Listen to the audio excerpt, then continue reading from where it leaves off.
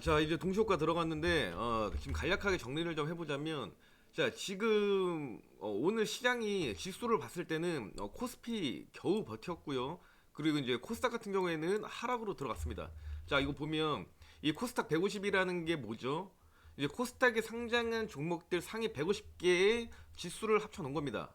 그 말은 뭐냐면, 코스닥 종합은 전체 코스닥의 움직임을 얘기하는 거고 코스닥 150은 쉽게 말해서 코스닥에 상장한 시총 상위 종목들의 움직임입니다. 자, 근데 저는 지금 이게 오늘 시장 상황은 안 좋았어요. 예를 들어서 오늘 다시 설명을 할 이 주의나 경고 종목들, 이 종목들이 지금까지 급격한 상승을 보여줬기 때문에 지정이 됐겠죠. 근데 이 종목들이 지금 다시 급락을 하기 시작합니다. 여기에 대해서는 제가 지금 이번 주에 계속 얘기를 해드렸습니다. 탈출할 수 있게끔. 자, 그런데 이때, 자, 요 상황에서의 문제가 뭐였냐면, 여기 보면 각 시장별로 상승과 하락 종목을 나타내고 있어요. 자, 지금은 상승 종목들이 우세한 상황에서 코스닥 위주로 지수가 하락을 합니다. 자, 원래는 이 정반대였어요. 원래는 여기가 플러스였고 나머지가 마이너스였어요. 원래는. 왜 그랬냐면 뭐 요즘 개인 투자자들 뭐 저기 우리 동학 개미 운동 시절이 날 때처럼 이 에코프로 그룹주들 이번에 엄청난 상승을 했죠. 이거 거의 다 개미가 올렸습니다. 자, 어떤 뉴스가 나왔었죠? 오히려 공매도 세력이 쉽게 말해서 추매를 타는 상황까지 나와 버린 거예요. 근데 이거를 다 뚫고 끌어올려 버린 게 이번 개미들의 힘이었다. 그 정도로 엄청난 인기가 있었기 때문에 시장의 분위기는 하락이었습니다. 하지만 지수가 빨간불이고 지수가 점차 오르는 모습을 보였던 건 다 에코프로 때문이었다. 예를 들어서 그냥 간단하게 보면 자, 원래 우리가 예상했던 게 뭐였죠? 작년에 고점을 찍은 작년이래. 2년 전이죠 벌써. 21년도부터 계속해서 하락세를 이어오다가 작년부터 해서 박스권이 예상이 좀 됐습니다. 자, 이거 코스닥입니다.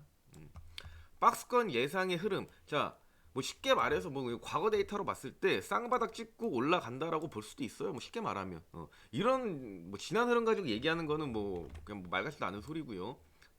근데 일단 우리가 그래도 뭔가 기준을 좀 잡아보자면 요 정도의 기준을 잡았었는데 자, 이번에 그냥 뚫고 올라가 버립니다.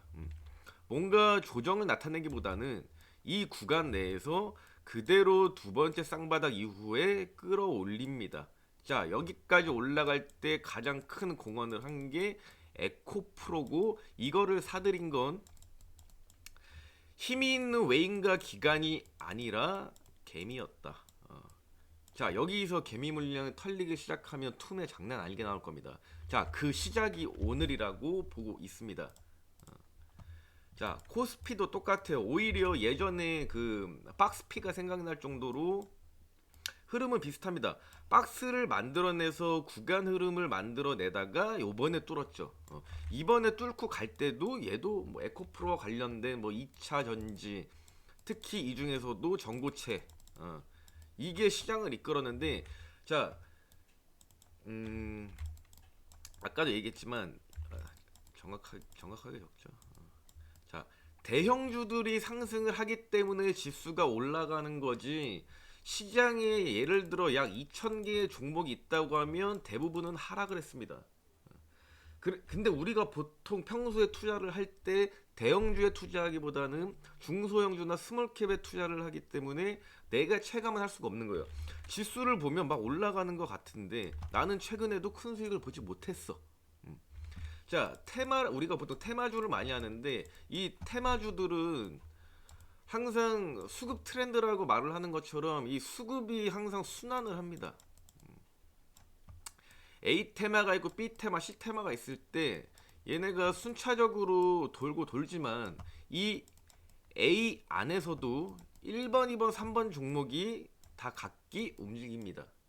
이런 식의 순환이 있는데 자 최근에 지금 계속해서 개인들 매수 위주로 시장이 버텼다. 오히려 외국인과 기관은 원래는 팔고 있었다. 기관은 오늘까지 팔고 있고 외국인이 오늘 순매수로 돌아섰습니다.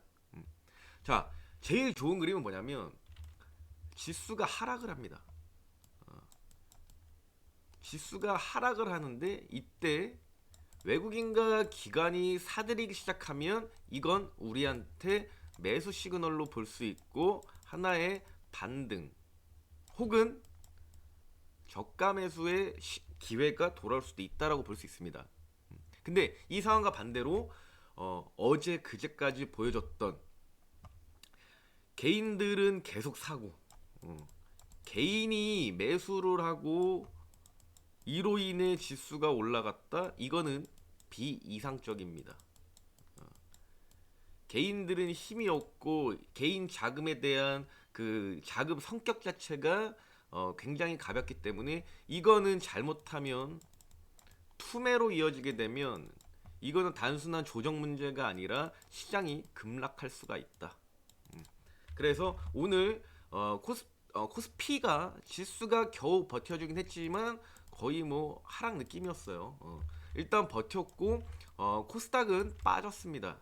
하지만 외국인부터 순매수로 돌아섰다라는 건 우리에게 희소식이 될 거다. 자 그렇다면 지금까지 올렸던 에코프로나 2차전지 관련 대형주들의 하락이 나올 거고 그리고 중소형주나 우리가 단타를 많이 하는 스몰캡 종목들의 이거 테마라고 보면 돼요. 다시 순환매 장세가 돌아올 것이다 라고 볼 수 있습니다.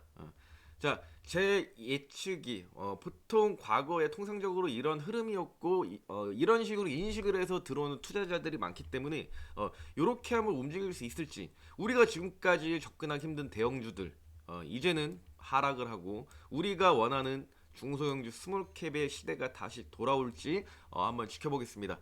계속해서 시장을 체크하고 있기 때문에 이쪽으로 연락을 주셔서 저희 소통방에서 함께 대화를 나눠보도록 하겠습니다.